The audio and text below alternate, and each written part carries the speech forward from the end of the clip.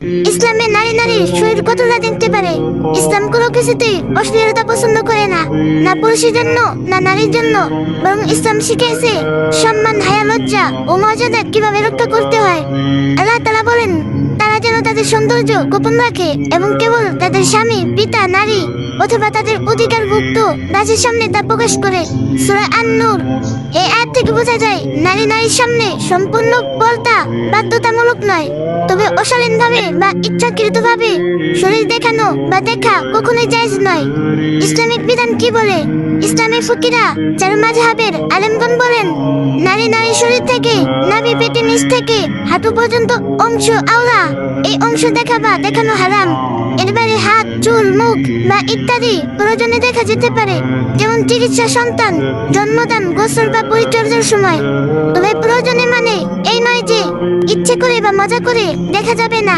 এটা ইসলামী স্বাধীনতার বিরুদ্ধে। রাসূলুল্লাহ সাল্লাল্লাহু আলাইহি ওয়াসাল্লাম বলেছেন, পুরুষ যেন পুরুষের আওরা না দেখে আর নারী যেন নারীর আওরা না দেখে। সহিহ মুসলিম হাদিস নম্বর 338। এই হাদিস থেকে একটা কথা বোঝা যায়, নারীর দেহ মানে মর্যাদা। সুতরাং নারীর মধ্যে সীমারেখা থাকতে হবে। অন্য নারীকে দেখতে হলে ইসলামের নিয়মে শুধুমাত্র প্রয়োজনীয় অংশ দেখা যাবে। তেমন মজা বা কৌতূহল কোনোটি থাকা চলবে না। হায়া, লজ্জা ও আদব বজায় রাখতে হবে। ইসলাম নারীর স্বাধীনতা কেড়ে নেয়নি, বরং নারীর মর্যাদা রক্ষা করেছে। যেভাবে মুক্তকে সুরক্ষিত রাখতে শ্বাসের ভেতরে রাখা হয়, তেমনি নারীর দেহ ও সম্মান সুরক্ষিত রাখতে ইসলাম তাকে হায়া ও সীমা শিখিয়েছে। শেষ কথা, নারীর সামনে পর্দাহীন হতে পারবে না, তবে হায়া বজায় রেখে প্রয়োজনে সীমিতভাবে অনুমতি আছে।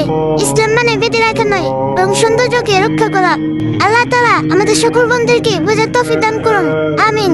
আর ভিডিওটি একটু শেয়ার করে দিন, আর যে যেতে পারেন বেশি শিখে পেলেন করে